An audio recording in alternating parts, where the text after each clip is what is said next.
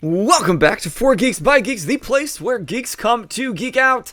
And this is your Monday night Geek Out Sesh. I am Boser. And of course, as always, I am joined by T. Oh, damn, we switched it. That's me. There we go. Now we're correct. The one and only T. Hi, guys. How the hell are you tonight? I am excited and terrified. So fun little quick story. I've been following these guys for about 2 years now on TikTok. And before they launched their Kickstarter, I made a promise to Sky that I am done backing Kickstarters because I have spent a lot of money on them. But I have been following these guys for so long, it'd be a weird thing to not support you financially. And so I was like, let me just real quick. And I had to tell Sky, I was like, hey, I know I told you I was done backing Kickstarters. However, I had to back one more because I've been following these guys so long. They're doing some incredible things in game development. And it may or may not have started a bit of an argument because I did promise her I was done. And it wasn't even like 24 hours later that I blatantly broke that promise to her. So, but she has forgiven me. She's seen how excited I am for this interview. And I got to tell you guys, if you don't know Mortal Rite, you will eventually, because I'm very, very confident when I say this is going to be something that everybody is going to know, because you're getting a Souls-like and a Rogue-Lite dungeon crawler mixed together, and it's co-op. That is the greatest combination of things, in my opinion. It's like the best of all worlds. Exactly. But if this is your very first Geek Out Sesh, welcome. We do this every Monday night at 8:30 Eastern Standard, and we go live here on Twitch. And if you're watching back on YouTube or listening on podcasts, we love you. Thank you so much. Come hang out someday in the Twitch and join the discussion. Just like we got Decent is in the chat. We've got Alec, of course, is always in the chat. We've got Cantina13 is here, and we have new subscriber Didi Verto. Thank you, sir. Thank you, ma'am. Thank you, pronoun check. And let's just make that as awkward as possible. Obviously, because besides technical difficulties, we bring just social awkwardness to the table, as geeks do. So, as geeks do. Exactly. But Didi said, Didi or Dida, I'm probably saying it all wrong. He said, here for the Mortal Rite team. Already supported them, so I think I should support the guys showing them off. Can't wait to watch more content from you guys. Oh, you guys are trying to spoil us already. Flattery will get you everywhere. Exactly. We are very egocentric, so the more you talk us up, the bigger these grins get. So, but you can also, we want to know, you can use command QOTD and find out the question of the day, which is, what is your favorite style of video game to play? Whether it's FPS, RPG, Battle Royale, Dungeon-like, Souls-like, Rogue-Lite. So T, you tell me, what's your favorite video game to play growing up? Up to this point in time, it would be tactical turn-based RPGs, Fire Emblem, Final Fantasy, that genre. However, the older I get, and I do a lot of gaming, but I have a hard time really delving into massive games nowadays, because I bounce around with things. Mm-hmm. So roguelites are really starting to become my bread and butter, because you can kind of bounce in around them. You can leave for long periods of time and come back. So those are quickly becoming my current go-to gameplay style. But overall, I think I got to give it to turn-based tactical RPGs. That's what you kind of grew up with, right? Yeah. And they're classic. They never go away. They're always amazing. Exactly.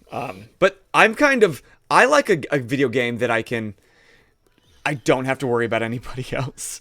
Battle Royale stresses me the hell out. First person shooter, I'm just going to lose. So I like a story like The Witcher, kind of like an RPG that you can get sucked into with a story, especially if it's fantasy.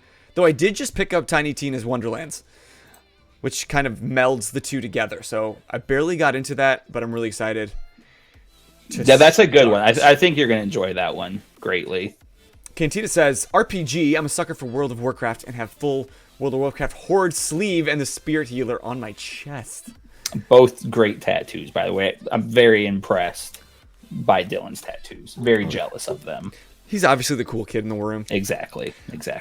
John said, I am not very proficient with gaming. I'm going to say puzzle, considering one of the few games I played when I was younger were the Lego Star Wars games.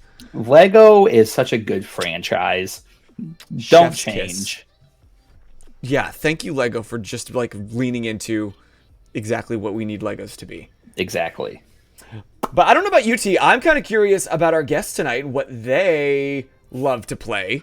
Yes, absolutely. Alec, we're going to be having a lot of confusion. And Alex, if you happen to be here, we're likely not going to be mentioning to you because we've got 40% of the Round Toast Studios here with us, both named Alex. So there's going to be some name confusion. However, I think we're going to power through and have a great time as we get to know these guys a lot better and get to hear about this incredible game called Mortal Rite. ! Mortal Rite. Thank you, Alex E, for adding that command. You can go straight to their Kickstarter, which is live now. I believe they are at almost 19,000 of their $50,000. And they've got 16 days left on that Kickstarter. So if you like these guys, you want to show some love, show them support, click that Kickstarter, go back them. And their rewards are simply fantastic. I'm very excited for what they are offering to the people for backing them. But let's get these guys in here. Give it up. Let's see some fire emojis, some hype in the chat for Alex E and Alex B. Hello, friends. Thank you for waiting for us because we tend to ramble. I want you there. How's it going? There we go. Thanks for having us on. No, thank you so much for being here. I was very nervous to reach out to you guys. We had a content creator on 2 weeks ago by the name of Jay's Tabletops. And one of the things he mentioned to us was be you and swing for the fences. And I made the video for you guys. You guys followed me on Twitter. And I was like, they followed me on Twitter first. So like, I think now is my time to reach out to see if this is something they would be like interested in doing. And you guys agreed. And I'm not going to lie. I ran around like a schoolgirl. I was so giddy that you guys were down to do this. He literally did. He texted me. He was like, oh my God. I did it. I shot for the fences and I got it. But to clarify, I don't do the reach outs. That's Boser's department. I got anxiety. I'm not good about reaching out to new people. Well, that's very flattering that you consider us reaching for the fences. I like that. You're doing huge things. Exactly, massive things, and it's impressive. But I don't want to talk everybody's ear off because we all very much so want to hear from you guys. So I know Boser and I know, but if you guys wouldn't mind, introduce yourself to the community and let them know what you guys do in your 5-man squad of game development with Round Toast Studios. Yeah, I can start. One of the two Alexes here on this call. I basically head up all the marketing stuff that we do for the game, like all the TikToks, all the social media, running all our Discord server and the Kickstarter and everything else. That basically falls onto my plate. That's what we've been doing. We're trying to build some hype for the game, sort of get a lot of community feedback before we actually launch. And we've had pretty good success with that so far. So yeah, that's a little bit about me. And Alex, I am the main programmer. I do a lot of the core systems. I do a lot of the networking.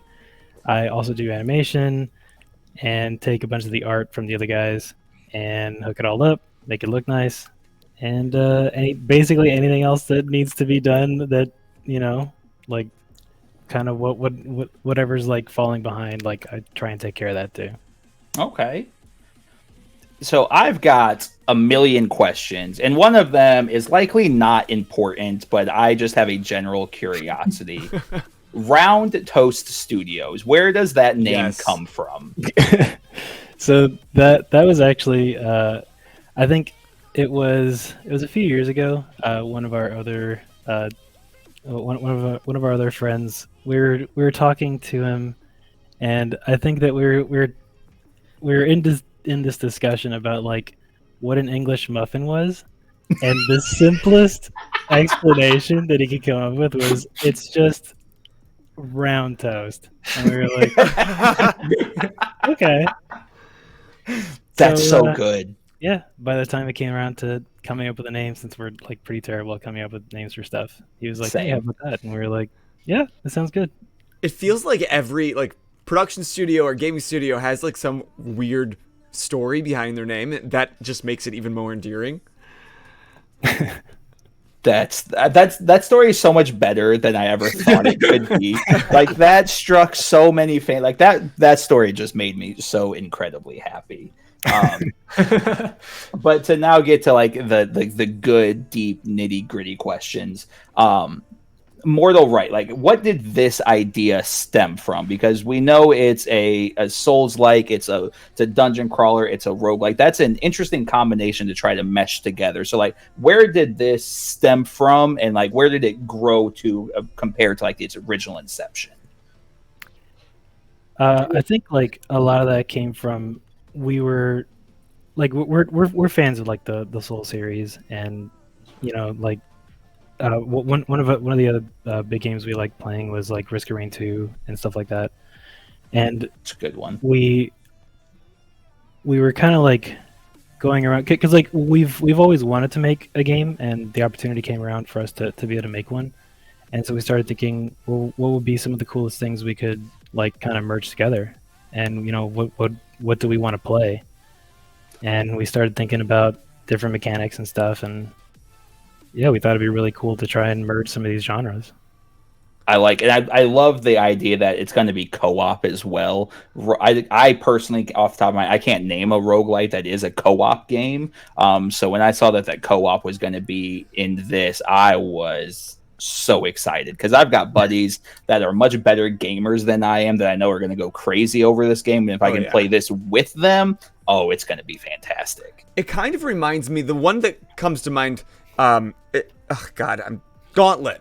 It's like an older game. Ooh, that's a good one. Oh, yeah. It does not have the graphics that we are looking at now, the incredible graphics and the gameplay mechanics, but it is like a dungeon crawler. You each pick a character that's got its own unique abilities, and you can go around with like a very limited amount of friends. So that's the first one that comes to mind when I think of it as co-op, but I'm excited for this.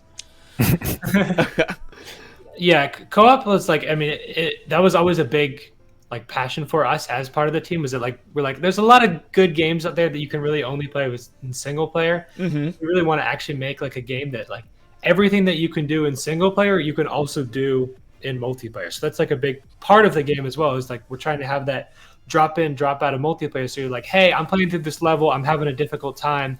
I'm gonna have two of my other friends hop in and play with me, and so we can beat this level together, and then maybe they have to go offline, but I can still keep playing through the game in single player and like still progress through how like you normally would. Because that's what was fun with what made games fun for us, is really being able to like play with your friends and not like, oh my god, we gotta wait 30 minutes for the guy to get on. Yeah. And I like the fact that with that coming and going, the game, like the repetition of it, it's not going to get stale, because I think you guys described it on your Kickstarter. It's replay +1, so you can replay the same level as it's getting regenerated. So you're not replaying the exact same level over and over again, but you're not going to just like wash through these enemies, because they're going to be. The more you play the level, the stronger they get as scaling with you, which I think is fantastic, because it's always the worst. The grind has never been like my favorite aspect of gameplay. Right, yeah. But to go back, like I can't figure out this part, but I remember playing this arena and I was like, oh, if I can bounce off of this, and their abilities can just translate and build just like on a player level. Because like, oh, I did this here at this level at this point, I could try that here in an entirely different environment, and then build off and do this different combo or skill set. And I gotta contain myself. I'm so excited about this game. I know. I'm melding so many ideas into one. I was like, hey, let them talk about their game. But I love that, like, he is literally geeking out over this. This is what this whole channel was meant to do, is a place to just geek out. So like, rewind the clock for those that don't know anything about Mortal Rite. So we saw some of the trailer, which is incredible, but this hasn't been like a 10-year process. So how long have you been working on this game together? It's been about 3 years now. Basically, Wild. Basically, a bunch of the guys, like, we were able to save up some funds from doing some other projects to actually start working on the game. Just like, hey, we wanted to actually start working on something that we enjoy and that we can actually come into the office every day and feel really passionate about. Yeah. And so we've been doing that. All the other guys are basically doing that for 3 years. I've been on the team for about 2 years now. I was hired on a little bit later to do a lot of the marketing stuff. But the idea has been basically that, like, hey, we're building this game. We're just trying to make something fun. And we just started posting some of our like early kind of animations or early stuff on TikTok especially, because I mean, I could talk about the TikTok algorithm for the next hour of the stream if you wanted me to, but I'm sure you could. It's been such like TikTok. I mean, TikTok itself has been such a huge platform for growth because the way that it works is that you don't have to have any followers on TikTok. You can have 0 followers, and your video can get 1 million views, just the same as someone with 100,000 followers, or you know. And in many cases, it's a little bit frustrating as well because we have a little bit of a follower now, and that does a following base, and that doesn't guarantee that we get a lot of views on all of our videos. Right. But if you do get a video that people like, and TikTok will reward you for that. And so a lot of our strategy as a studio has been like, hey, here's this thing that's half done. What do you guys think about it? What are your guys' thoughts? Like, do you like this? Is there other things we should change about it? And so that has just sort of continually grown and grown and grown more and more and more until we're now at this point where we're like, hey, we don't want to release the game yet because if we release it in this state, we feel like it's not a full finished game. I mean, like, a lot of the core mechanics are there. There's just not really enough in the full game to make it fully what we want it to be. So we have pretty much all of the systems built out that we want to do. We started this Kickstarter actually so we could raise funds to add like more characters, more enemies, more levels, more items. So on that day one launch, it's like, wow, this is a full, amazing early access game. And I've got a dozen questions to ask here. I know just from that. So is this everybody's like full-time job, or are you guys trying to balance doing this while having careers to the side? Everyone right. Yeah. Yeah, everyone right now is full-time, and well, I mean, that's so awesome. Realistically, more than full-time. yeah, like 100-hour work weeks at least. Yeah, I mean, do you ever stop? Like, honestly, do you ever stop working? Not really. Just like for a few hours every now and then, just to like get a break. Yeah. Oh man. And I mean, with the amount of work that you're doing, Alex, the amount of marketing, social media work that you're doing. I mean, look at all these TikToks. I'm impressed as a marketing person myself. I'm like, God, I need to up my game. At work, I need to up my game on this channel. He's doing all the right things. But you're just taking all that hard work that, like, Alex B, you've done, and the rest of your team that is missing tonight, and just highlighting it. Like, you can't do all this and take a day off. Yeah. I mean, it's the TikTok has been, it's like, during this Kickstarter, we've been trying to do at least one post every day on TikTok. I originally was trying to do 2 or 3 posts a day, but that's a little bit too much to actually have like 2 or 3 quality posts. But yeah, it's been cool. It's been a process because when we first started doing this, it was a lot of like whenever you see a big game, right? Like you see like a new game that comes out, you've never seen all of their half-done animations that they were working on 6 years ago, you know? Yeah, this was a very new process for us. Yeah, I was so uncomfortable with like, oh yeah, let's show everyone like all this super half-finished stuff. I was like, why? No one's gonna want to see this. But yeah, when you started putting them up and people started... I personally disagree with them pretty greatly. From your standpoint, I can absolutely understand your perspective of like, why would we show an unfinished product? However, I love to see how things change and how they grow over time. So I think it's absolutely fascinating to kind of see where the game started versus where it's at now, because I feel like you have a very hard time appreciating all the little nuances that go into something if you are not seeing the progression as time develops. And you guys do, and I mentioned this off camera, but you guys have done such a great job of bringing in community inspiration. Like, hey, we think this is a great idea. Let's add that to the game. And you guys are actively sharing, like, hey, we hear you guys. We're listening to you. We're adding that. But I think it's absolutely fantastic. We're getting to see beginning to end of this game. And again, it might just be a personal perspective on it, but I think a large portion of your guys' following is very, very excited to see the growth and development that you guys are actually putting out there for us to enjoy. And speaking of that development, Deathamatron? Probably Deathamatron. Yeah, it's definitely. One of your developers, I take it? Because he says, I'm here for emotional support, still working on animations. Yeah, that's my brother. That's hey, wild. We appreciate you still working and still coming in to show some love. So, in honor of them, will you just mention who else is part of your team and what they do as well?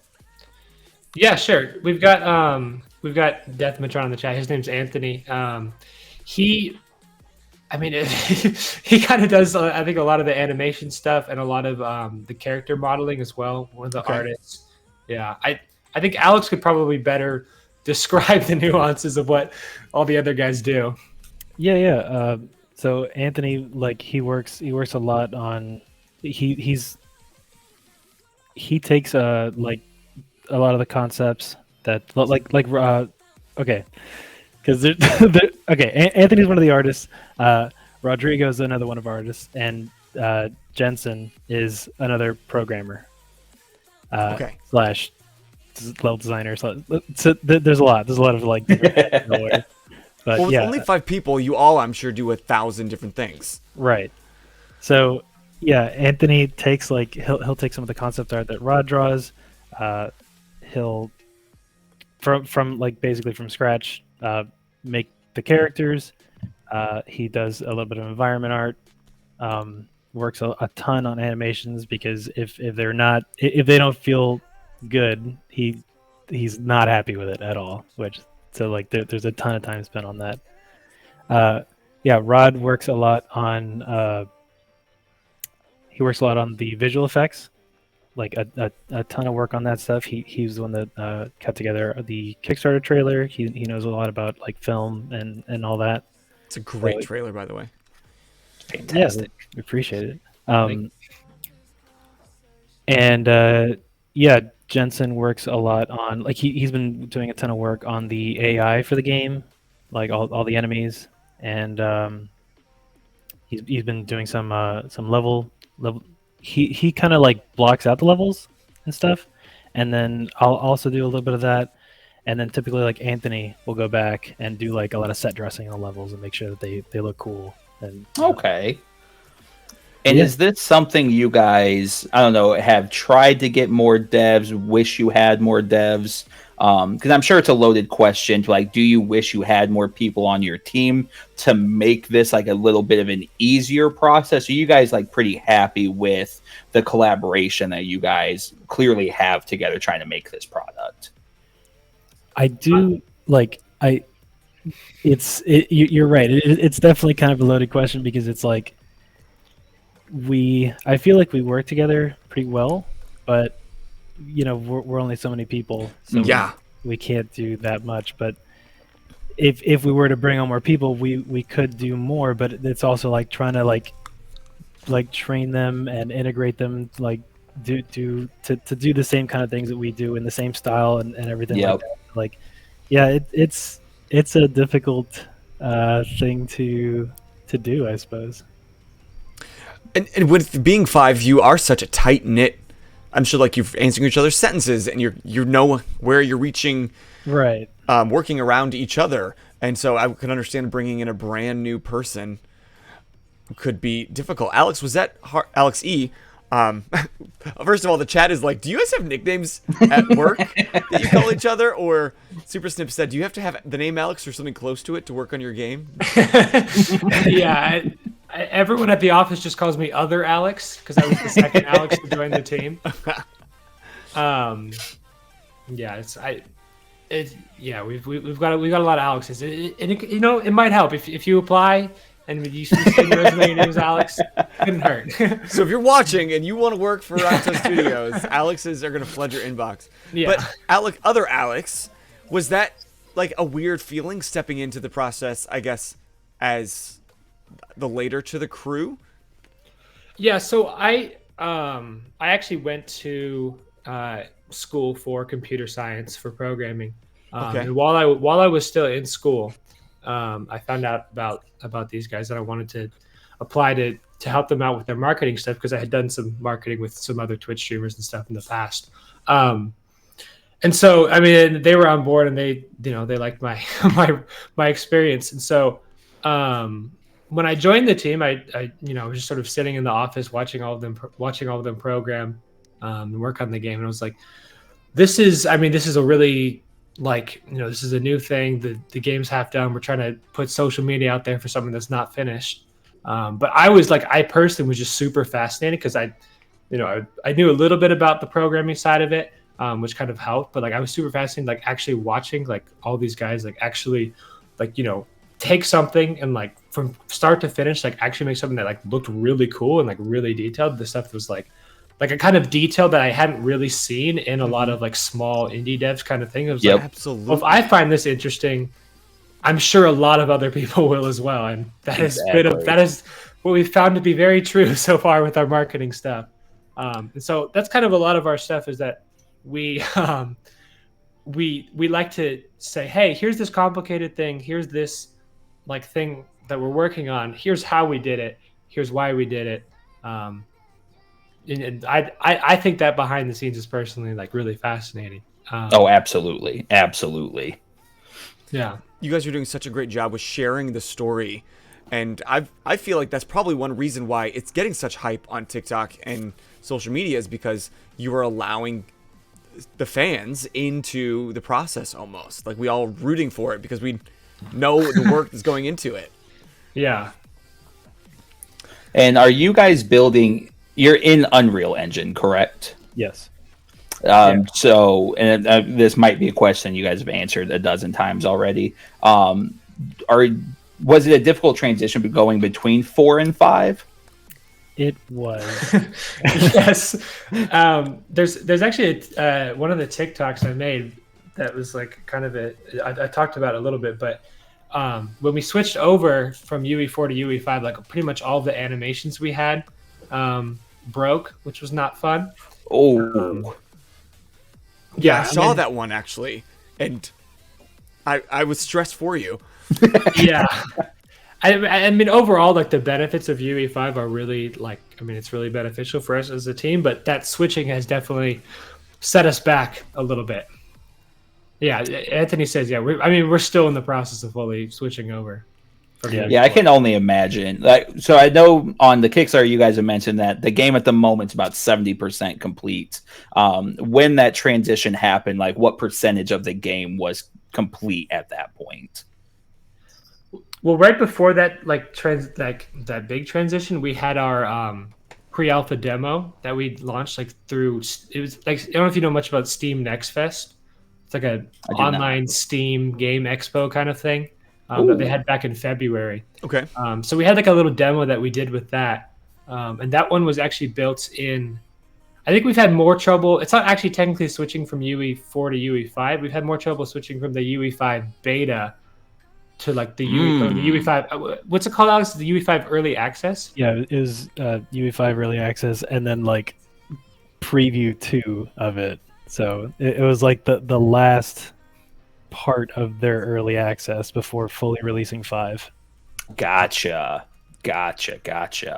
Yeah, I remember seeing the video, and I can't build anything. I can't create anything. I'm a dungeon master, so I can narratively create worlds and land. I can narratively create a lot of things. Physicality, I can't build anything. My fiance does not allow me to build furniture in our house because it does not last. I cannot imagine building something on a machine trying to do anything game development wise, to then have to, I know it's not like a full restart, but like troubleshooting the transition over to get back to where you were while still making like game progression. I can only imagine like the level of frustration that comes in at that moment. God, yeah. Yeah. So, I mean, right now we're kind of like we're at a spot where most of our like the actual base systems are built out. So we've gotten past a lot of that initial like inertia of like, oh hey, make the first enemy, make the first big boss, make the first character, make the first item, all that stuff. So we're at the point where like we've done pretty much everything at least once. So now we can actually multiply it a lot and to actually build out the full game. Mm-hmm. Okay, so it's hard to say like exactly where we are because the actual content wise is not necessarily that much, but the actual like work and knowledge wise, we're like much farther way along. If that makes sense. Valid. Alex B, I want to know if Death is right. Are you the angry programmer? Oh, for sure. Yeah. 100%. I get angry when the computer doesn't do what I think it to do. I am very curious to know, and this is like a close segue to it, but with being a small team, and I'm assuming shoulder to shoulder for hours on end, one, kind of how often do you butt heads? And two, has there been something that you guys just like 50-50 split? Like you cannot agree on, should we do this? Should we not do this? I mean, that kind of happens like just on, yeah, just kind of like on everything, because it's like we discuss a lot of like the big decisions that we're gonna make and stuff like that, and it's like, hey, we're thinking about doing this. What do you guys think? And like for sure we'll have a lot of differing opinions on that, but like, because like we all kind of come from like different, like, I guess, games that we enjoy, and we're trying to like push them all into this thing. So for different team members, it's like, hey, I really like this from this game, like we should incorporate that. Oh, but I really like this, and it like the ideas kind of clash a lot. But I mean, you know, ultimately, like we do kind of land on, I think, a pretty good middle ground. Awesome. But that kind of leads me to the first question of the day that we never heard from each of you. Oh, I'm so sorry. See, I get ahead of myself too. No, much. it's fine. Boser should not have We're put me in excited. charge. What are your favorite style of video games to play, and like what were the ones that, like, if you can name them, that you're trying to put into Mortal Rite? Yeah. Yeah, go ahead. So I mean, for me personally, I grew up on a lot of games that were not similar to the game that we're making now. I played a lot of like racing games, a lot of Mario games, a lot of FIFA especially was a big time hole of my childhood that I spent a lot know hours on. So we're gonna see some go-karts in somewhere in Mortal Rite. I can't say that, but I know, like, specifically for the team, like a lot of the games that have inspired this game, and you know, the games that I've started playing a lot more, that I'm like, because I've been working on this game, and because, like, you know, I've been enjoying that a lot more, like some Rogue-Lites like Risk of Rain 2, Gunfire Reborn, some of those Dark Souls, Souls-like games as well, Elden Ring, Dark Souls, Bloodborne. I know that those were also big. Those were also big inspirations for the game. Yeah, like for me, it's like, I think we started with DS2, and which everyone is like, oh, that's like the worst Dark Souls ever. Like for me, it still holds like a place in my heart, because that was my first one. But yeah, like we played DS2, DS1, DS3. We played Bloodborne, which Anthony loves. Like, he loves that game. Like, such a good one. That's so frustrating, but it's such a good game. Yeah, like the combat specifically, like, it's so punishing. It's really, like, it's super tight, and like, just, it's great. Like, we're a lot of the movement and like attacks we really like from that. So like we're kind of trying to keep those kind of like the same, I guess, here. Will I be rage quitting Mortal Rite as many times as I've done with Dark Souls? Hopefully not. that is sort of the goal of Mortal Rite, is because we are crossing over the Rogue-Lite and the Souls-like, is that you're still going to have that really difficult, like you have to be like very intentionally, very strategic type of Souls-like combat. But we're also adding, all these different special abilities that you can do and all these other rogue-like elements like the items and different builds that you can try out. So that way you're not just like you still have to, like especially for boss fights, you have to like learn the enemy movement patterns and you have to be able to dodge and parry and block and time all of your attacks and all that. But there's a lot more options that you can do. Like you can quickly try out different builds and different items, and you can, different party sizes. So like it's a little bit less of like, oh my God, I'm sitting here for 12 hours trying to master these same 3 button inputs. And more of like, hey, it's just like a fun game that has that's still that same kind of style of combat, but you can, try different builds and abilities and everything else to give you slight advantages in different battles and figure out, hey, this type of build works really well against these types of enemies. This type of character layout works really good against this, but this type doesn't. It's the idea that we're going for.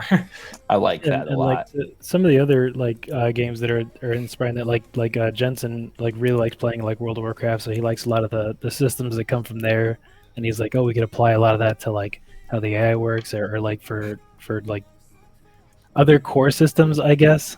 But like the ideas that they have there are really good, and we can use some of those here as well. Are you going to be able to switch characters like in the middle of the game, or do you kind of lock one in and move forward?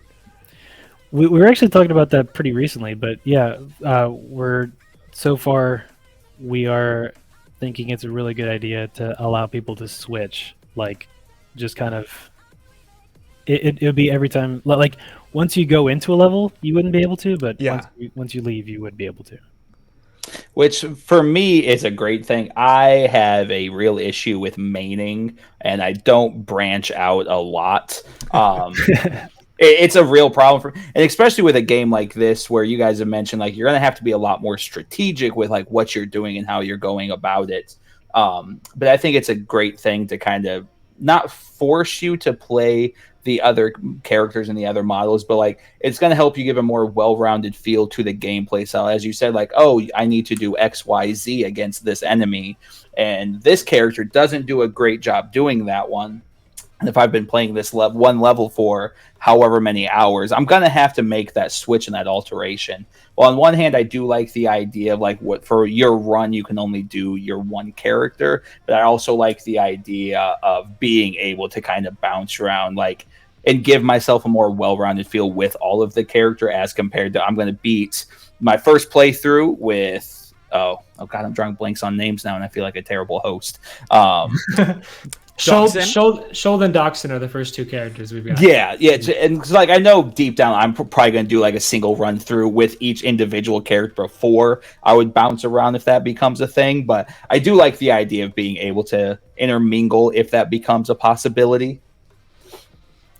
Yeah, like it was actually pretty interesting when we released the demo. Like we had a lot of people that were like pretty firmly planted with one character or the other. They're like, oh, Shold is like the best way to go. Like I don't care what anybody says. And then for the other one, they're like, oh, Doxson, like he can like fly around and do all this like crazy stuff. Like that's the only character I want. I was like, oh, wow. I'm probably going to be drawn more to Doxson. Just because and I'm the opposite. I am so excited that the earth manipulation to throw up that earth wall, I cannot express to you how excited I am. I'm going to button mash the shit out of that. It's the closest I'm going to feel like Toph, and I will be utilizing it to its full extent. We have a question from the chat, a couple questions in the chat. We can kind of combine them. Alec, he said he'll be back in 5 minutes, so tough. He was wondering what is your favorite thing that you're working on currently at the moment, but then you can kind of mold that into a question from John. He said, besides the Unreal Engine changeover hiccups, are there any things that have been more difficult than expected, or things that are going even more smoothly than you first expected? Yeah. So like for the favorite thing to work on, I think so far, kind of one of the coolest things to work on has been Doxson's grappling hook, because like the tech for that was like pretty interesting. Mm-hmm. But like it's also kind of been like one of the worst things I've ever had to work. In what way? It in like initially I didn't think that because like everything gets like I guess inherently more complicated whenever you're dealing with multiplayer, just because networking is very difficult just to like really gloss it over. So I didn't think I knew that movement was going to be kind of a pain, but I didn't expect it to be as big of a pain as it was ultimately going to be. So we've spent a long time trying to figure out how to make sure that everything feels smooth across the network, and movement in particular has been one that I've been working on kind of on and off for about 2 years. Because you guys have never done this before, right? No. Like you've never created a video game other than this. Yeah, this is our first game. Yeah, this is our first one. Like, Which makes it so much more impressive. Like, yes. Well, yeah, thank you. I just can't imagine going from what we saw earlier in some of your the animations, basically that like gray shame NPC, just learning how to code that, and then going into what we're seeing, which is like the Shoals Earthwall progression, which is so cool. Thanks. Yeah, it's been a long process. I know. I mean, Shoals Wall in particular. We've spent we've made continue updates to it like every few months, and we've slowly improved it more and more and more. So I would like this video here. This went on like crazy viral. But like this is sort of the process that a lot of the stuff has been, is like, hey, we have this initial idea and we're just slowly making it better and better and better until we get something that like, wow, that's really sick. We're all really excited about this. Which, and again, I apologize if I'm repeating myself on this one, but I greatly appreciate that you guys as developers are listening to the community, because I don't know if it was a conversation that you guys already had about Shoals Wall design, or if it came from community feedback on it, on whether you should slim it down and adjust. But I think the one that sticks out to me is you highlighted the comment of it should be thinner, and then you posted the video with it. Was that something you guys were already like working on, or is that something the community pointed out and you're like, you know what, that's actually a good idea. Let's work on that. Well, a lot of the stuff is like we have a lot of different ways or directions that we can do it. And so like some of the stuff, it's like, oh, we've already been thinking about that a little bit, and we're getting overwhelming feedback that we should definitely do it. So we should definitely do it. Gotcha. Yeah. There has been other stuff that's like, oh, we didn't really think about that. That's a cool idea. And there's been there's also been a lot of suggestions that are just like, hey, like that are just like way beyond the scope of anything that we can do.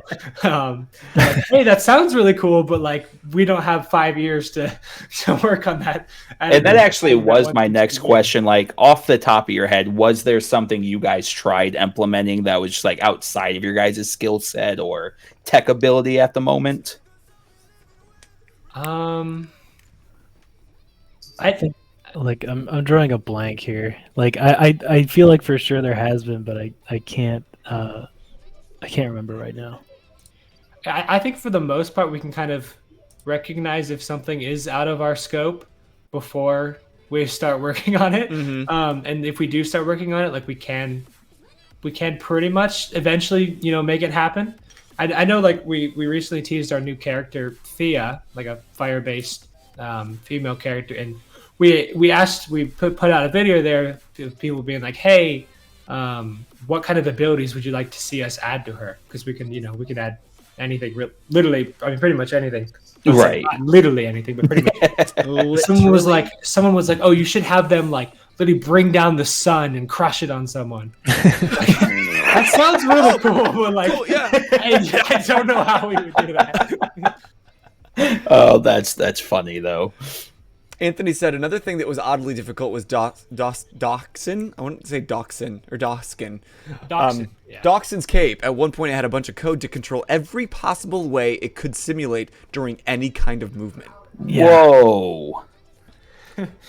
Yeah. Yeah, there was a lot we did for that, Like, which and- we've massively simplified since then. But yeah, So I think that actually answers my next question, which is going to be, it might be a little soul crushing for me. But you guys did mention that Jensen was a big WoW fan, and a lot of RPGs like that, you get skin and model adjustments. Is that something that we can see where we can unlock different clothing and armor sets for these characters? Or is that kind of a longer term goal because of the amount of coding that would dictate to adjust and allow?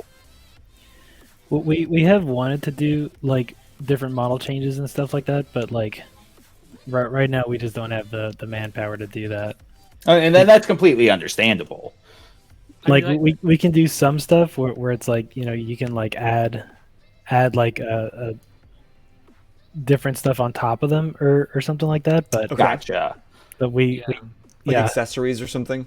right, Not a because like full- the I guess the main problem for us there is just like every piece of clothing and gear and like variant, you know, like essentially Anthony needs to do all of that, Mhm. like from the ground up. So like it's a ton of work. Like, Yeah, that sounds do like that. that'd be a massive ask, especially if you had to go through and program like every possible direction movement.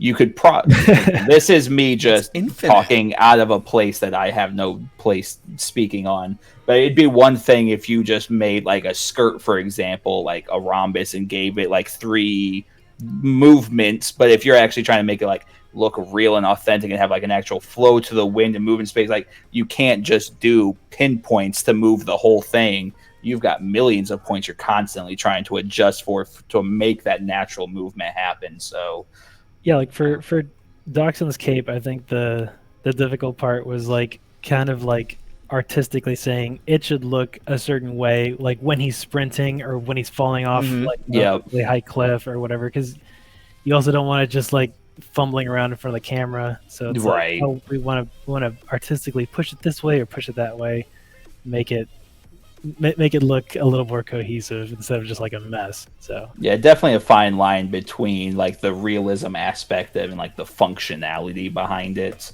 Right.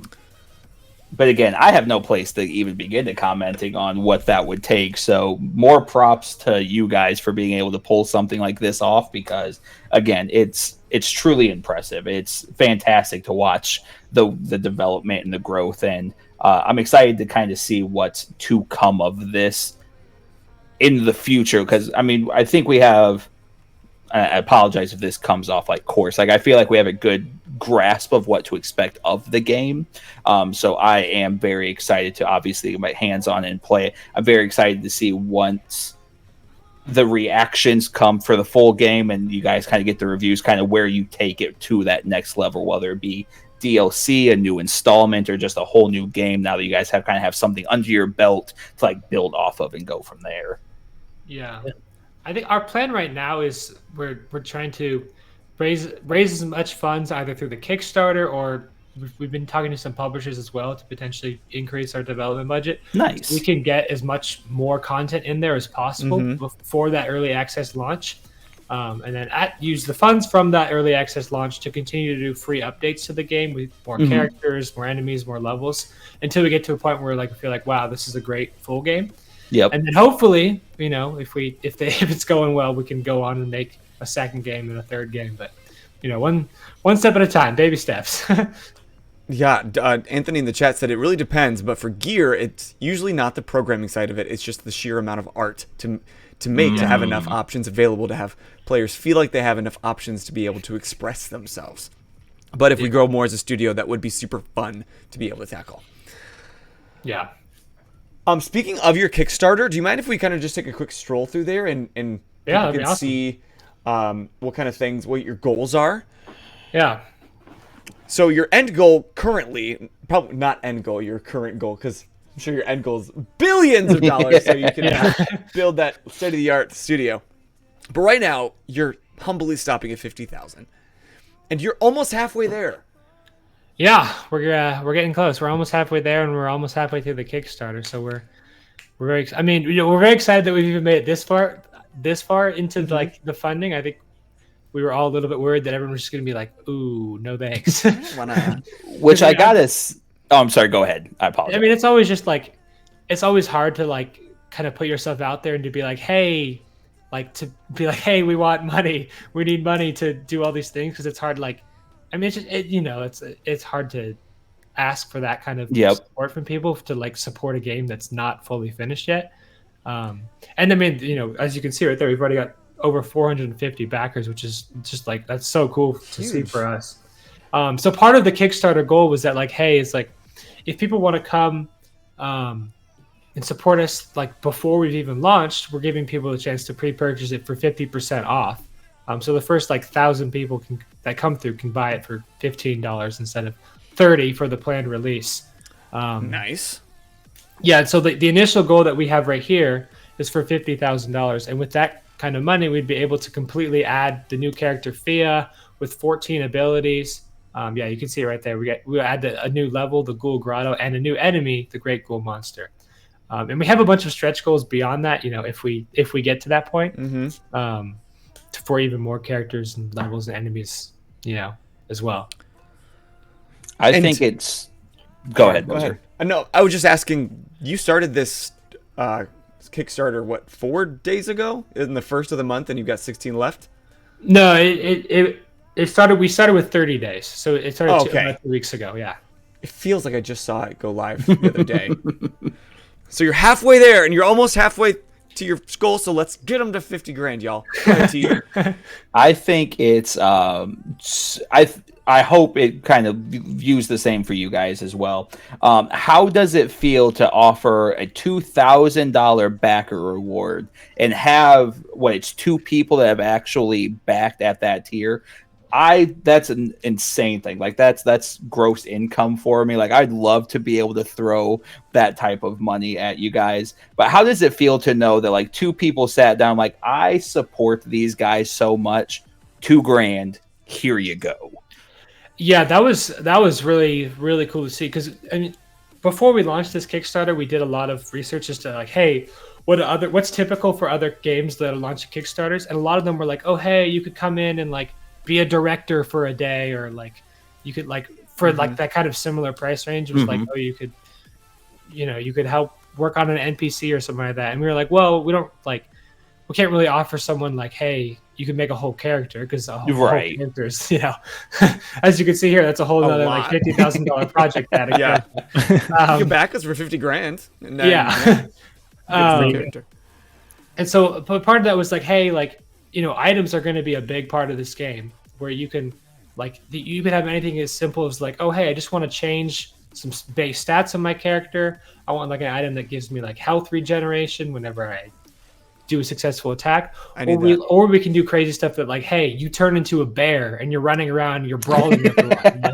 Yeah. And so we wanted to give people the opportunity to be like, hey, if you have a really cool idea or you want to do this, then like, we'll sit down, we'll work with you, and we'll make an item that you want, from start to finish, and actually get it in the game for you. So you could have like, you could say like, hey, this game that I invested in when they were really small is now blown up, and I have like this item I made, like, and it's some cool item that they have in the game that we've worked on with them. And I asked this, obviously I want you guys to succeed. I want everything to go like a beyond plus ultra for you guys. What happens if Kickstarter does not get fulfilled? And again, this is another loaded question. I'm not trying to be Debbie Downer or anything like that. Is that a blow to you guys in any facet, or is this Kickstarter just something like, hey, we can do more if you guys can financially hit us to this goal? Or is it one of those, I don't want to say it's do or die, obviously, because you guys did mention the game will come to development without the success. But so if it doesn't happen, what's kind of the next move from there? Well, yeah, I mean, like you said, like whether or not we reach the full funding on this game, like Mortal Rite will be released. The idea is that with this funding, we're just adding more content so we can have a better day one release, so everyone can enjoy the game more. And through this, we're also offering the discount. And so I mean, if we don't reach the goals, then I think that would be disappointing. I think as we get closer to the end, hopefully we're working up more and more and doing more and more outreach to to get across that finish line. And if we don't reach it, then the way Kickstarter works is everyone gets their money back. So that's sort of the idea, is that like, hey, you're investing in this game where you're getting a discount, and also you're only you might be investing just because you want all these other things to be added. So right, well, you only actually get charged if these other things are going to get added. And so while even if we don't reach the fundraising goals, like we'll still probably release into early access. That early access will just be a lot smaller. And so the worry is like the whole thing is that like, hey, we take the early access to sort of continue making and adding more characters and stuff. But like if we don't have all those characters in there at the beginning, the first early access might not do super well. So to actually get that in there beforehand, so then we can, have a good game on day one, and then use it to go from a good game to a great game. If that makes sense. See, Kickstarter feels like such a double-edged sword, because like I said, I've backed, I think, 27 different projects on Kickstarter over the last 2 years. And initially, I actually had a hard time just searching your guys' Kickstarter, because I believe I was backer number 11. So I got the email, and I immediately clicked on it. I was like, I go back to these guys now. But the link, because I was not logged in on my phone, I could not, it brought me to your page, but I couldn't back it because I couldn't log into the account. So I had to go to Kickstarter and then start searching for you guys. And I was like, nothing's pulling up. Like, this is obviously live. I have already seen they've got backers to this. But Kickstarter, I've noticed it's either instant success or nobody can find this. And so I understand, it's very cool that Kickstarter allows your money back if your goal isn't met. So that way you're not having people come out goaling out ridiculous funds and then just scamming people out of the money. Yeah. But also at the same time, if you guys aren't able to reach your goal, I still want to be able to support you guys how I can. So I feel like it's that double-edged sword. I want to support you, and I appreciate that I can get my money back. But I'm obviously taking the risk here that even if this falls through, I'm willing to put the $60 investment into this to make this happen one way or the other. Yeah, and so part of the Kickstarter ecosystem as well that's a little bit annoying is that Kickstarter has this tag that they put on your project called a project we love, where essentially it's I don't want to hate on Kickstarter too much. Obviously, yeah. Right They're you don't like us, huh? Well then, it's funny how your project didn't succeed. But essentially, you have to kind of know someone who works at Kickstarter or already have a previously successful Kickstarter project. Oh, really? In order for Kickstarter to get the project you love tag. And what the project you love tag does, projects we love, it's Kickstarter approved, right? Basically, what that does is you need that tag in order to appear on pretty much any of the search results or on the front page of Kickstarter at all. So even though we've raised almost $20,000, we're not without that link. The searchability is rough. It's hard to find our game, which is another kind of frustrating thing, because there have been very clearly just scams that Kickstarter have deemed as projects we love on their thing. And that that get all this money, and because they have this tag, because typically they say that if you get that tag, you get an extra 30-40% of your funding, because naturally people from Kickstarter are seeing your stuff. And so we're doing our best to reach out to Kickstarter and to see if we can get a contact there to get that tag. Cantina's actually got a great idea for you. So he said, here's the plan. Go to LinkedIn, find someone who works at Kickstarter, start flirting with them, and then success. So I think we've got our plan in action to make this happen for you guys. Yeah, I actually started doing that. I went to LinkedIn and just started emailing. Flirting with the entire not flirting, management? Wow. But just sort of hey, we're working on this project. We're really passionate about it. We'd love the chance to talk with your team about it. But that has yet to get any results back. Well, hey, there's still time. I don't know how I can help push this. I talk about this everywhere. I post it as much as I possibly can without turning myself into a spam bot. But with you guys are at 710,000 followers on TikTok at the moment. And you guys got shared by IGN. Like, how did that feel to see IGN pick up your story and share that out? Yeah, that was really cool. That was not like planned or expected at all. We dropped the trailer on our own personal YouTube, and then like within like an hour, someone from IGN just shot me an email and was like, "Oh hey, I saw your trailer. Can we repost it?" And I'm like, "Yes, That's please." So That's awesome. Yeah, that's so awesome. This is your entire dev team. Yeah. Do you want to, now that we kind of mentioned them by name, now we got some faces. So who's this on the far left? That right there's Jensen. Okay. And then we got Rodrigo. Okay. And then we got Alex. And then Anthony. And then me. Other Alex. Other Alex. I love the photo. I feel like it tells a good tale about you guys. That this was the pose you took to show off the team. In idle mode. Yeah. But DD Verto, sorry. They want to know that if first by chance the Kickstarter doesn't fully succeed, where else can people go to support you financially? Is there a place they can donate?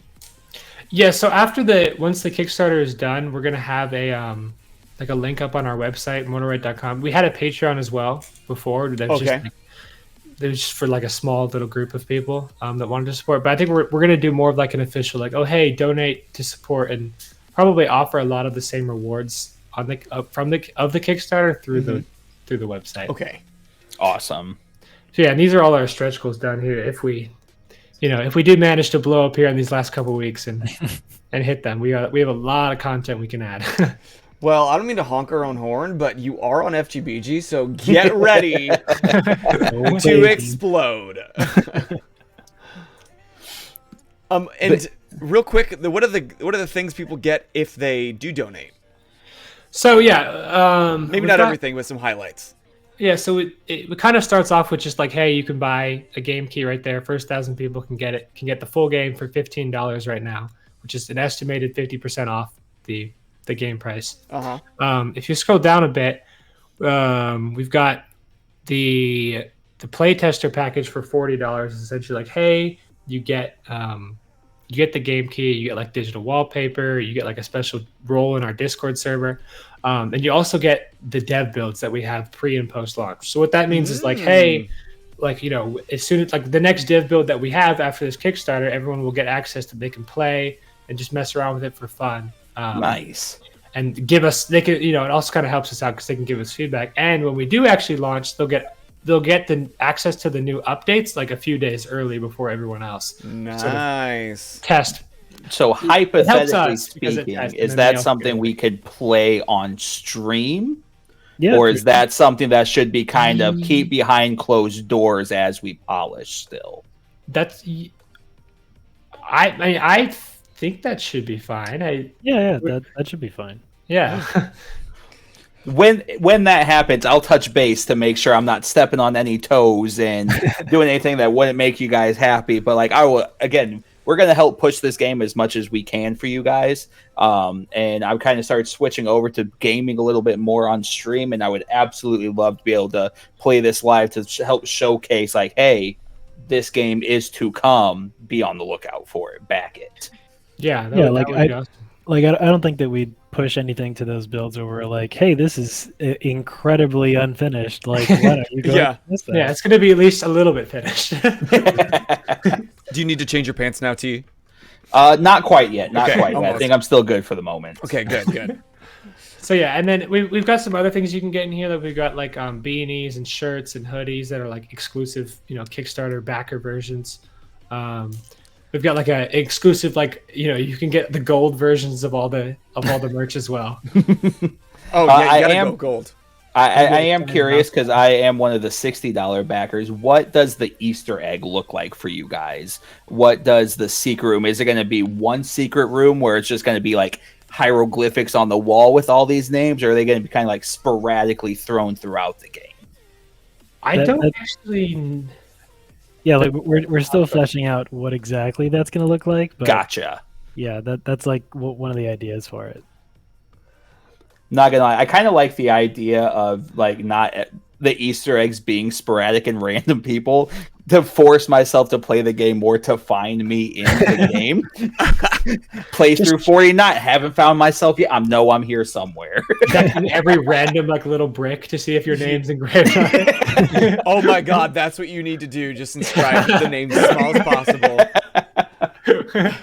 You'd have people get 100% in that game so fast.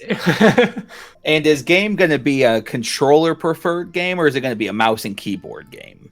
We're trying to keep it to like find the best like control scheme for both, because like me and Anthony are super like controller focused, whereas like Jensen is like super keyboard and mouse focused. Okay. So, like we are trying to find like the best one, but like I mean I'm super biased. I'm like, oh, it's for controllers, but you know, if you ask Jensen, he'd be like, no, we're doing it for mouse. I personally, in roguelikes like that, I personally am a controller guy. I actually just I just switched to PC gaming maybe 2 years ago, so I still have a hard time making that switch over to mouse and keyboard, because it's a lot to kind of like because game keyboard varies so much. Controller is just straightforward, like X, Y, right bumpers, triggers. Like, let's just go. Let's do this. I got everything I need. Mouse and keyboard, I'm making weird hand signs trying to pull things off in game. Token in the chat wants to know, will the game have any achievements or a progress system? Ooh. Yes. Yeah. The idea is that like let's say like we're trying for the early access to have 9 fully levels ready. Day one. That's like the goal of the amount of levels we're trying to get. So the idea is that each level will be its own sort of mini roguelite experience, where like normally if you're sitting down to play a roguelite, you're going to have your 30-40 minute run that you're going to play through the whole game. And so that's sort of the idea, is that it's going to be like that, but you know, the combat's going to be more difficult, so the level could be a little bit shorter. And there's going to be save points at the end of each level, so you can still progress through the whole game, but there'll be achievements and other things that you can unlock by going back and replaying old levels, like under different scenarios, like under different conditions. And you can even like, that's sort of like what we kind of liked about the fun of it. It was like, hey, you can try to do these crazy broken builds and combine things together, like, you know, like that you can get in a lot of roguelites, or you can literally just like challenge yourself and totally like handicap yourself and try to like hinder yourself to like completely like make it like way harder for you, and we'll have special rewards and achievements that you can get for like, hey, I beat this level, but I was using this character with no upgrades, and like these only like this horrible item that like cursed you and made it harder, you know, stuff like that. Unlocked. Perfect. Fantastic. Well, clearly we want to talk about this game forever. And we do too. And I think we will continue in the future and in the weeks to come, but we do have kind of a fun way to end the stream. So, Tia, is there any last question that you've been burning? Got one last question, and obviously, because I'm good with the loaded questions, game length, and I know that's a difficult one to state for a roguelite, but what if you were to be able to sit down beginning to end for the 9 levels, if that is what's to come, what type of time frame are you looking to kind of sit down and do it, just beginning to end one playthrough? I mean, it's hard to say, because it also like really depends on skill level. Like if you're the first time playing the game, like we've seen like a lot of people, like when we did our pre-alpha demo back in February, a lot of people like it took them a while to learn the mechanics and to learn, you know, play through the whole game. If you were to just use one character, one build, and just try to grind through the whole game 9 levels, I'd say maybe 5-6 hours. Okay. I think does that seem about right, Alex? I like if we can hit that, that'd be great. Yeah. Interesting. Yeah. But like as you know, there will be incentives to go and play. Yeah. Like obviously. Yeah, like the reason I say that is because like we had people in the demo go ahead and they were like, yeah, we're gonna speedrun this, and they were like speedrunning it in like 3 minutes, and I was like, how? Yeah. And I guess that's kind of what I was kind of like gearing towards, because you guys are offering so much, and speedruns are always a very interesting thing to see. And and it adds another layer of replayability to games like that. Because, like you said, how did you just beat this game in 3 minutes? Like, do you patch that, or do you listen? I don't know if that can be duplicated, so you're going to be renowned for this ability until somebody else can do it again. Yeah. There's even one streamer that we saw the way he did it, and we were like, okay. And so when he passed through there again, we added a trigger that would spawn a bunch of enemies. That's so fantastic. Cool. Fuck you. That. Thanks. That's so awesome. Like, aha, because somebody's gonna sit down like, why is this so difficult? And they come back and watch this like, this jackass ruined it for everybody. One guy. I mean, pretty much what I've seen is that like no matter how difficult you make your game, there's always going to be someone who speedruns it in like 2 minutes. Yeah. Yep. Yeah. But that's all right. Once again, y'all need to go support Mortal Rite and the Round Toe Studios, and you can do so through their Kickstarter. You only have 16 more days to do it, and I really want you to reach this goal, clearly, and he really wants you. He's put some skin in the game. I'm about to put some skin in the game when we finish up here. But it's just the story that you guys have been sharing make this... We all have such more of a buy-in as a backer. Like, you guys are doing such a good job, not only in what you're doing, but the way you're doing it and the spirit behind it. And I think that is why people really want you to succeed, because you deserve it. Thank you, man. Yeah, I mean that's really nice to hear.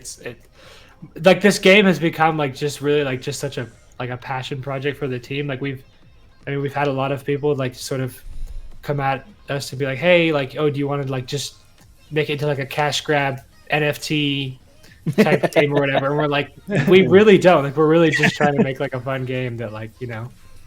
So that we appreciate it. Well, you already got the Smiling Croc says, hey dudes, and Doma's just Doma said we already love Mortal Rite. So your fans are showing up, and I hope they continue to show up, and hopefully that we can play a small part in gaining even more support. Thank you. Yeah, appreciate it.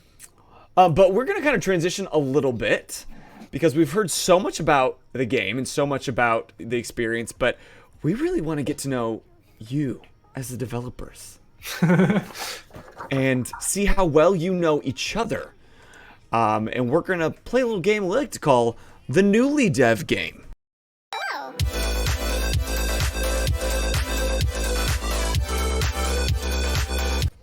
You made a whole scene. Sure did. I love that. So, if you're not familiar with the Newlywed Game, it's an older TV show where either Boser showing his age. Wed, married. It wasn't on TV when I was a kid. Okay, I just didn't have cable. And so to see how well the newlywed couple knows each other, you ask one person what the other person might say, and then you compare notes and you see how well you really know each other. So we're going to be asking you some questions. And I want you to think about... Oh god, it's hard to read. Thank you, John. Art Geek. Hold it up again. It's a little bigger. Oh. There he said he was not a gamer, but he's backing the project anyways. Oh, that's John for you. We're a little biased about how great our community is, but people like him make it all that much worthwhile to bring people like you on. Like, hey, this is not something I will likely play, but I support you guys, and I'm going to do so anyways. Yeah, it's almost like a community of geeks for geeks. It's really weird. There's a name right there that we can play off of. Tip of my tongue. So we're going to ask you questions, and I want you to think about not only you, Alexes, who are here, but also Jensen, Anthony, Rodrigo, that are at home, and we're going to see if you guys have the same answers. Okay. All right. Okay.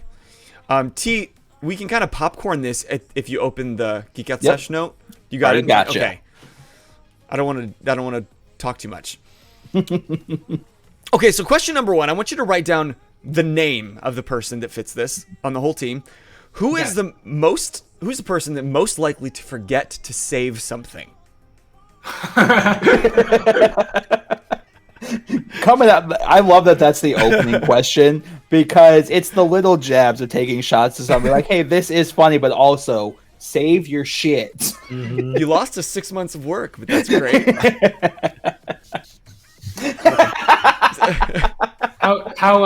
Should we just have Alex say his answer and then I'll show my paper? I think that's a great plan.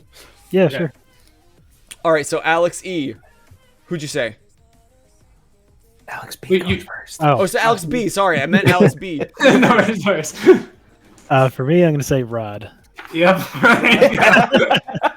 Anthony said the same thing from the chat. Yeah.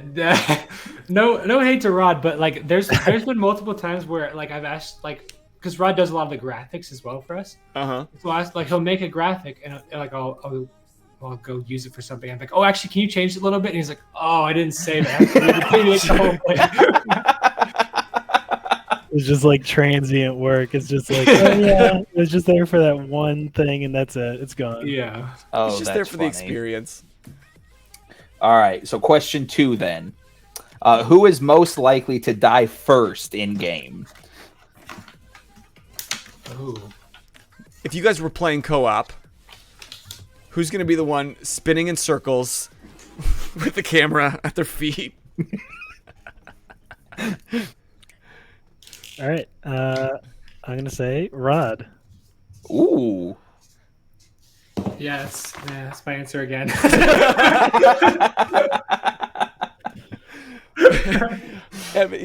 What's his resume like? I'm wondering. Does he need to brush it up, or He likes to run off on his own and be like, I'm gonna go like take care of these guys first. And we're like, Yeah. I don't know. I feel like every gaming group has that guy. One of the guys I play Fortnite with is fairly decent at the game, but he's immediately just turns and sprints off, doesn't say anything to anybody. And he's like, oh, guys, I'm down. I'm like, no shit.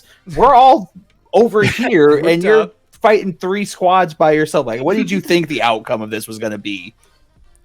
you know, Alex said something that I was kind of already feeling. Alec Yellow in the chat.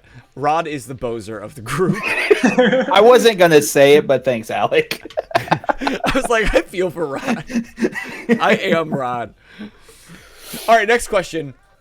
Who is most likely to bring up Mortal Rite to a complete stranger? I kind of had a guess. I feel like Alex E is the answer here, but Yeah, now that we're starting to get an idea of who you are, T, I feel like we could play too. From the little that we've met from you guys, we have you down pinned. yep, that's Okay, I'm ready when. All right, Alex B, who'd you say? I said Alex E. Yep. And so did Anthony in the chat. Alex E! which I think is a great thing. Like being your marketer, like you should be the guy that immediately brings it up in complete different conversation. Like we're talking about the weather. I'm like, yeah, but like let's talk about the weather in the game that we're creating. Like it's gonna be awesome. Yeah, I've posted a lot about Mortal Rite on my personal social medias as well. I think all my friends are getting sick of it. Just spamming it. Yeah, same. We've been growing this channel for a couple years now, and we tried doing like the whole business side and then keep our personal life separate. And it got to the point I'm like, this is who I am. Like, if you don't like this aspect about me, like just remove yourself now because you don't need to be here for the long haul. I'm not changing. Yeah. Unfriend. All right, so next question then. Who is most likely to have a stress dream about the game? Oh. I'm going to write a guess. We haven't got to talk to Jensen and Rod in person. Or Anthony, but at least he's been here. I feel like kind of everyone. You're just having a shared consciousness at night. I feel like 3 years elbow to elbow with people. Like I think you have to at that point. Yeah, you'd be on the same schedule. All right, Alex B, who you got? Yeah, for my answer, I just put me. I said Anthony, but I feel like you. I also went Anthony. I said Alex B, but Anthony said Alex B. Yeah. It feels like- weird to be voting on people I haven't had a privilege of like conversing with yet. Like, you guys have given us a pretty great idea Yeah. of like who everybody is on the team. No, we're best friends now, T. We're the 7th members of the Mortal Rite Perfect. game, so I bring nothing to the table. I can bring coffee. Okay. Who is most likely, speaking of coffee, to bring snacks for the crew? For the crew. Yeah, like, who shows up at the office and like, oh, hey, by the way, guys, I brought donuts, or I brought the bagels from Panera on Tuesdays because it's Bagel Tuesday, $13.99 for, no, $7.99 for 13 bagels. That's good maths. It's a good deal, is what it is. All right, Alex B, who you got? I put down Jensen. Yeah, I put Jensen as well.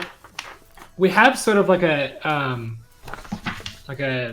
sort of snack bar that we have there. But it's not really like anyone's like one response. Like, I don't know. I the only time I can really think that that's happened, I think Jensen brought in some, like it was donuts or something like a while ago. Yeah. But See, I guessed Rod because it sounded like he had a lot of things he had to make up for. I did too. I was trying to think who. Well, I might do that though. If there was a Jeff Sits on the team, then Yeah. our Jeff Sits for us would be the one bringing in snacks. All right, so this next one then. So when Mortal Rite becomes the #1 game in the world, what is the first big purchase you make? And so this isn't you guessing for other people, like your guys' first big purchase, or guess for the other person. No, so it'd be one Like, person. So as, like Alex as a B. studio or like as me the individual. No, so okay, this is a question for Alex B. Okay. So Alex B, you're gonna write your real answer. Alex E is gonna guess what your answer would be. Okay, and this is something he's like buying personally for himself. Yeah, like you guys are just swimming in money because your games Okay. have taken off. It's the biggest game in the world. You have all the money. What's the first thing he buys? The first thing Alex Can you buys. tell that Boser made this game happen and I'm just interjecting? Oh, dude, This is don't what I know. bring to the table. Stupid shit. But also, Yeah, 10 Anthony, seconds. you can absolutely be on the next time. Hell yeah. When you reach your Kickstarter goal and all your stretch goals by the end of the month,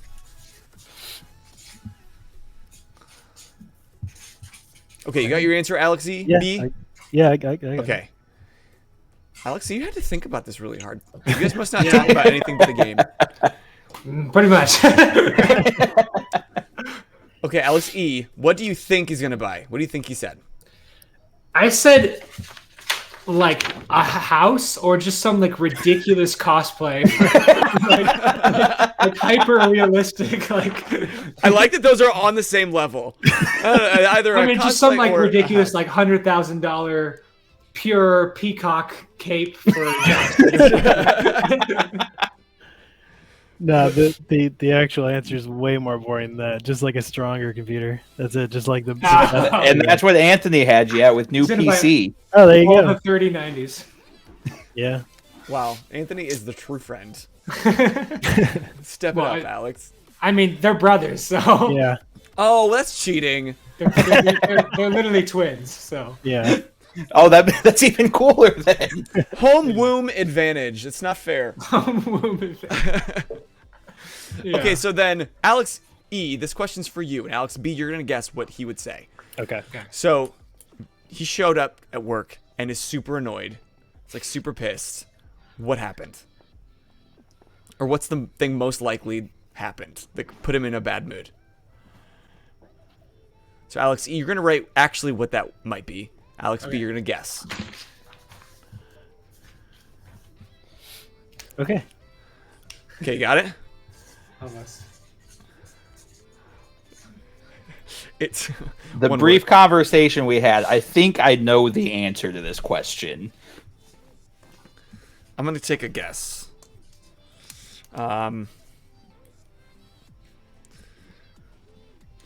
There's so much though. Okay, you got it? Okay, Alex B, what do you think Alex E's answer is? Shadow banned on TikTok. That's what I was gonna say. He put in a lot of work on a video, used the wrong word, and then the shadow ban happened. Yeah, that pretty much that, or like something went wrong with we're doing some event or a launch or that. When we first launched our pre-alpha demo, we had a couple issues with people like accessing it outside of the US and the UK. To be able to get the key for it. So that was a pretty frustrating day. But yeah, that, and because our TikTok account we have right now is actually our second account. Yeah. That we made. The first one had like 50,000 followers, and then that one got shadow banned. So we had to completely start over again. Oh God. TikTok. Yeah. HP Omen, baby. No, I don't want to talk too much shit, but yeah, HBO did not help us out too much with that with that release. T, let's give this next one to Anthony in the chat Okay. since he's here. And so that one was all right. So when they're not working on Mortal Rite, what are they doing? They being Anthony. So Anthony, don't type the answer yet. I'll wait like 30 seconds and then type to account for lag. And then these guys are gonna guess. And Boser, I think the last question we should do is question 10, because I think that's a fun one to go out on. Okay, I love it. I think Alex has a pretty good advantage here on this one. Is twinning, is like twin mind meld a thing? Like if Anthony got pinpricked, could you feel it? No. All right, what do you guys guess? I put playing League.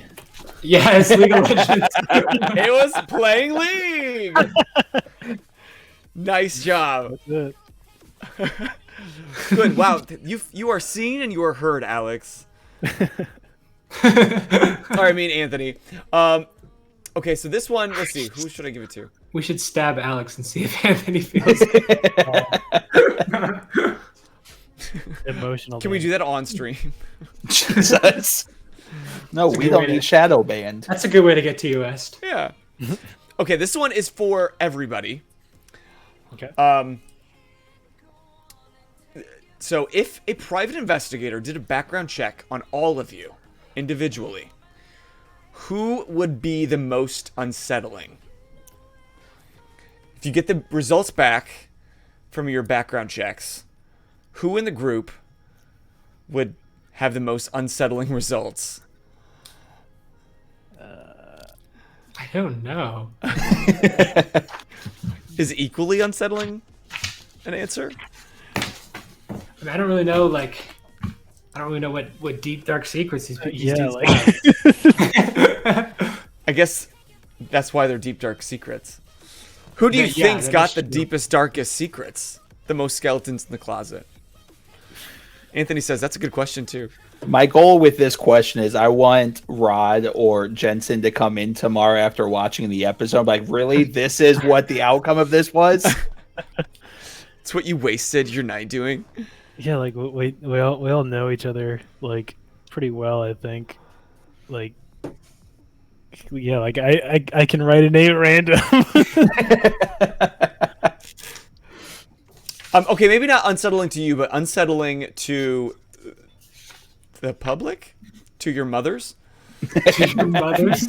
Anthony says, I feel like we know too much about each other to have anything be unsettling at this point. We're saying To like, the who's police. who's gonna get canceled first? Who's Yeah. gonna get canceled first? Yeah. I don't know.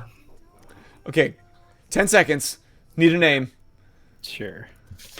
8, 7, 6, 5, 4, 3, 2. All right, who is it? Oh yeah, I put Rod. Rod, if you're watching this, we're talking a lot of shit. However, I do want to meet you. They've set quite the mental image up for you, and I would like to have a conversation with you at some point. No, Rod, I think we'd get love along Rod. great. We love Rod. I think we'd be best friends at this point. I mean, honestly, our game would look like shit if it wasn't for Rod. So we love Rod. We love the work he does. Yeah. Every group needs a Rod. Every group Exactly. needs a Boser. Well, guys, thank you so much for sharing a portion of your Labor Day on this holiday weekend, even though you mentioned earlier that you were not taking a holiday, you were working. Yeah. Yeah. But I really appreciate appreciate it. you guys being on. And I'm putting this on the internet right now. If you guys hit $100,000 by the end of Kickstarter, I will get a Mortal Rite tattoo designed by you guys. You guys, Oh, whatever damn. you want me to get, I will Right get now. a Mortal Rite tattoo. Make it a penis. Make it a penis. It's on the internet. You guys hit that $100,000, I'll get a Mortal Rite tattoo. Oh Clip. my god. Proof. Oh, cool. okay. Well, I mean, There's motivation for the internet to come through. Alec Yellow himself is going to pay that off right now. Yeah, we got to be careful with him and the Yeah. things we say, because then money gets thrown at us and like, well, shit. Yeah, I mean, you gotta watch out for that one. Listen, I got a lot of canvas to go. I've got like 4 ideas of tattoos left, so I got things to just fill in at this point. So How Anthony would big design it. are we talking? listen, you get that $100,000, the game is being developed. I'm just a happy camper at that point. So face is off limits. Everything else fair game. Okay. Wow. Everything else is fair game. I'd be careful with these promises. That's all I'm They gonna achieve say. their goals. If we've Yeah. learned anything about these guys, they achieve their goals. And Yeah. speaking of goals, go ahead, please go back to their Kickstarter. And if you're watching back on YouTube or listening, the links are in the bio or in the caption, so you can go straight there. Give all the money. Let's get them to 100,000, so Anthony can design T a really dirty tattoo. and if you haven't, go over on Steam, add it to your wish list now. Yes. Because that's just got to be a great kind of survey to know how many people are excited about your game, right? Yes, wishlists are actually like for indie games. That's like the only way you can get noticed on Steam is if you have a bunch of wishlists before you launch your game. It's like super important to get a bunch of wishlists before you launch. So yeah, wishlisting. If you're looking if you're trying to support us financially, Kickstarter is an amazing way to do that. It helps us add a bunch of new content. We know not everyone is in a financial spot to be able to support us. So if you're looking for a free way to support us and you like our project, adding the game to your wishlist on Steam is that helps us out a ton. And That's that good info. link I is actually below, too. wasn't aware that was a good metric for you guys. So I'll keep that one in mind when sharing the word about it. Yeah, the way that I could talk about this. Could be a whole other podcast right here. But the way that that Steam kind of works is that you have to have like a certain threshold of wish list before you release, or else you won't make it to the front page or the upcoming pages at all. And so it's kind of part of the problem with Steam is they say, hey, we take 30% of your revenue of all everything you sell on Steam because we're helping you market your game. But Right. Steam only helps you market your game if you already market the hell out of your game. Yeah, they're not really helping. Before you launch. Yeah, they're just gonna put the stuff on the front page that's already making them money. Right. Wow, what saints. Yeah. Doing the bare minimum. Yeah, it's a little it's a little not ideal, but that's the platform you have to work with if you want to chance to make it.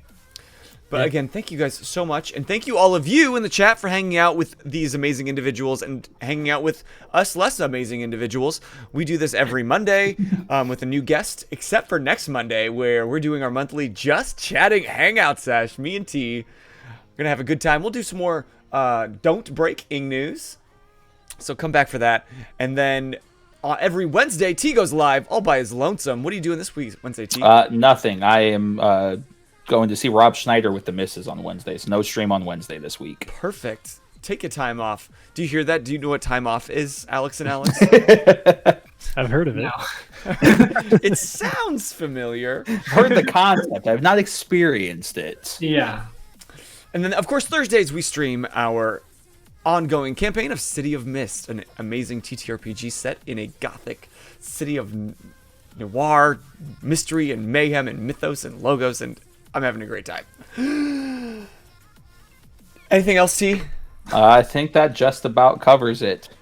Mortal Rite, check them out. Kickstarter, TikTok. Game is coming relatively soon. Am I excited for it to be very soon? Yes. However, Yes. I am excited to see everything you guys are bringing to the table. And I have a very strong feeling this is going to be sitting in my Steam most played for a very, very long time. Hell yeah. Thank you guys so much for having us Yeah, on. thanks for Appreciate having Thank you so much for being on. Of Honest, course. it's an honor for us. All right. Well, y'all have a good one. Have a good rest of your day. So we're all gonna say our names, and then we're gonna say you just keep geeking out, okay? Okay, And that's how okay. we end. Okay. But they didn't hear that. But until next time, I am Boser. I'm T. I'm Alex. I'm Alex. And you just keep Geeking out. Good night. Bye.